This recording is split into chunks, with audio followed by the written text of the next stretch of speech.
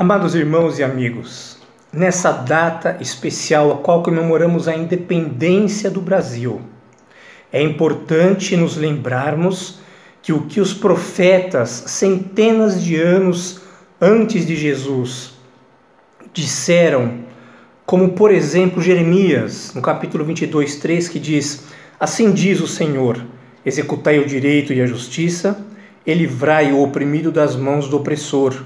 Não oprimais ao estrangeiro, nem ao órfão, nem à viúva, não façais violência, nem derrameis sangue inocente nesse lugar.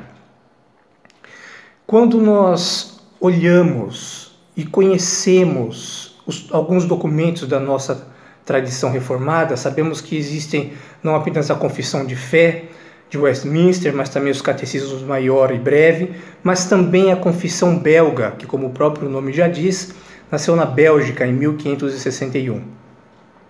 E durante o século XVI, as igrejas protestantes daquela região foram expostas às mais terríveis perseguições pelo governo católico, e os reformados queriam mostrar aos opressores que eles não eram rebeldes, que eles não eram revolucionários, mas que eles eram cidadãos, cumpridores da lei, que professavam as verdadeiras doutrinas cristãs de acordo com as Sagradas Escrituras.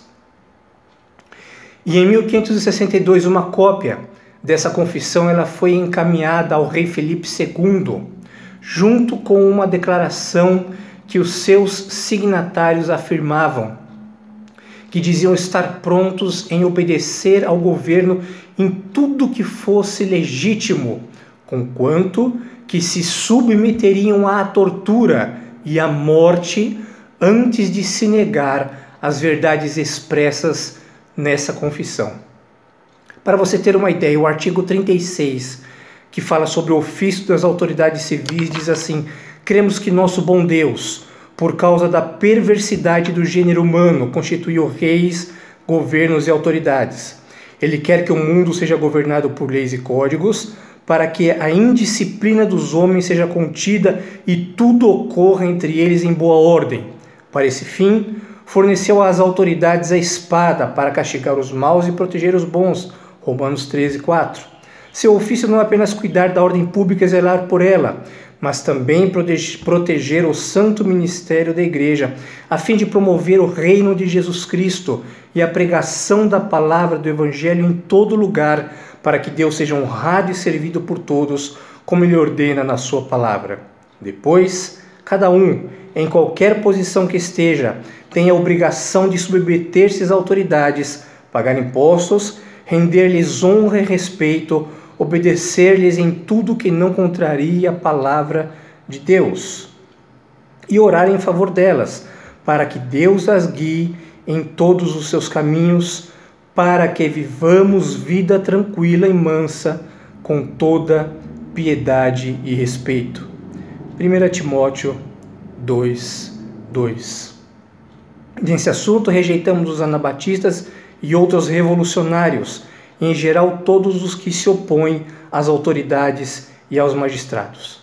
Queridos, quando nós vamos à nossa história, desde o descobrimento do Brasil, passando pela colonização, independência, proclamação da República, e hoje sabemos que até a nossa data, a nossa pátria amada é assolada pela iniquidade, pela desonestidade, sem falar daquele terrível trocadilho, o jeitinho brasileiro.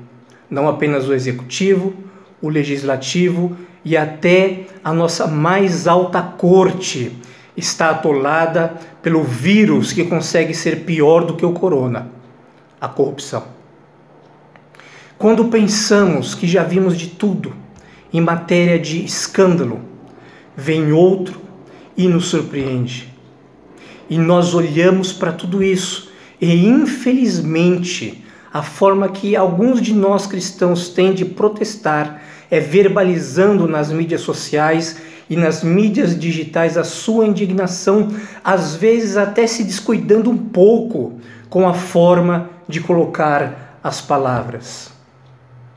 Urge lembrarmos de uma coisa: O problema, queridos, não está apenas nas estruturas sociais, mas no homem. O problema não está apenas no meio social, mas está dentro do coração do homem. É evidente que, enquanto cristãos e membros da sociedade, precisamos da informação, é evidente, mas mais do que informação, precisamos de transformação.